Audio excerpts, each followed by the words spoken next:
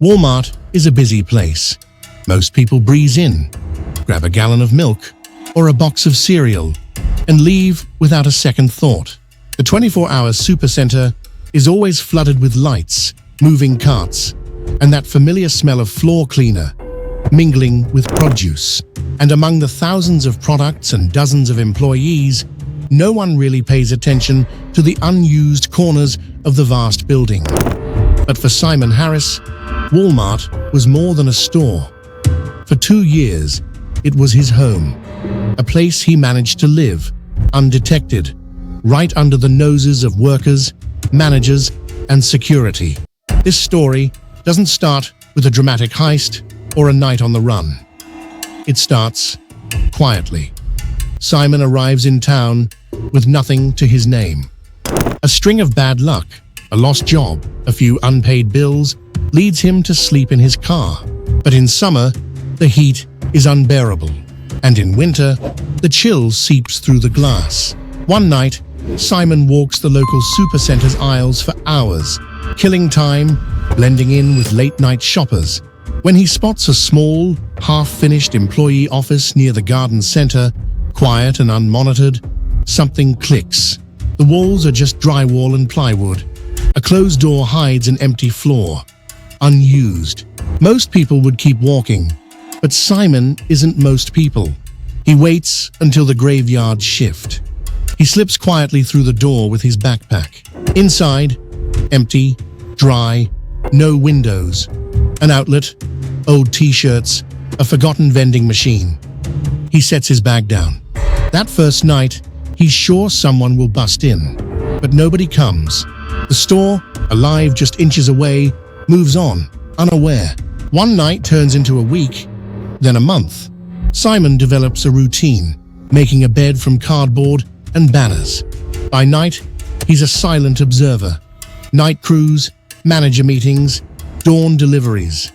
By day, he's dead quiet, footsteps pass. He learns store rhythms, breaks, security, LP rounds, gets food from leftovers and careful shelf picks, leaving no trace. He keeps clean, no wrappers, charges phone from emergency socket, scours Wi-Fi for jobs untraceably. For showers, he risks employee locker rooms. Over months, his base improves. Makeshift shelves, a found chair, a salvaged space heater. Months pass. Employees come and go. Nobody suspects a thing. At most, someone wonders why the cleaning supplies seem to run out a bit quicker, or why the vending machine empties itself despite having "out of order" taped across the front. Every so often, the reality of his situation sets in. He watches families shop for holiday dinners, sees birthday balloons float through checkout, witnesses security haul out real shoplifters with alarms blaring. Each time, he's invisible, unnoticed, just someone tucked behind a wall, living parallel to everyone else. There are close calls, of course. A curious night manager rattles the handle to the hidden room. One early morning, a trainee wanders too close and pauses, trying to recall if this door was here last week. But Walmart is a world of distractions. The radio blares. A spill in aisle 14. Something always pulls them away. Simon never makes noise, never leaves his things out. He exists in the gaps. For 2 years, this is his life. A ghost among endless fluorescent aisles. He waits for things to change, to get a job, to get back on his feet.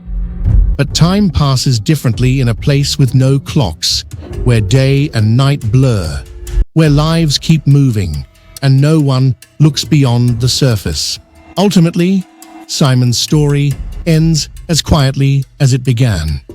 One winter day, the store undergoes a renovation. Construction crews begin tearing down old offices, knocking through the hidden room's drywall. They find a nest of old Walmart uniforms, cardboard bedding, a battered chair, and an unplugged space heater. No one is there. Simon is long gone, slipped away before the first hammer fell. A legend among the overnight staff. an urban myth for new hires. In the end, the superstore shrugs and goes back to business. But for those 2 years, Simon Harris was more than a shopper, more than a shadow. For a while, in the world's most ordinary place, he made the extraordinary happen simply by staying invisible.